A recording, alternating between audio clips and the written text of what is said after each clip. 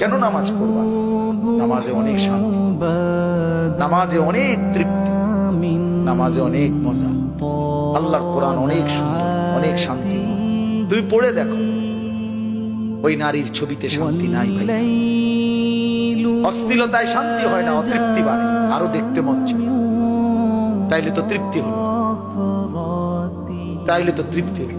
স্বামী স্ত্রী তো তৃপ্তি হয় হালাল ভাবে,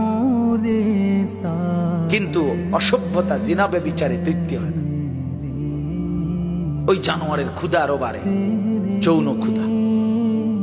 ওই জানোয়ার একসময় কুত্তার মতো হয়, শুয়োরের মতো হয়। ব্যভিচারী অসভ্য নারী লোভী একদিন কুকুরের মতো হয়ে যায়।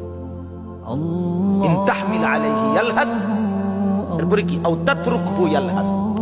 জানেন না এর অর্থ মিয়া কি, বুঝবেন মনে না করে। আল্লাহ তাআলা বলছে কুত্তার স্বভাব, ফামাসালুহু কামাসালিল কালব, এই কালব তো কুত্তা।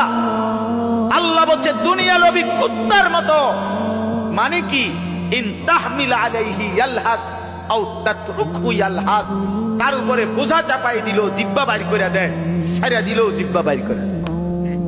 এটা অর্থ, আয়াতের অর্থ মিয়া। আল্লাহ বলছে নাফরমান কুত্তার মতো।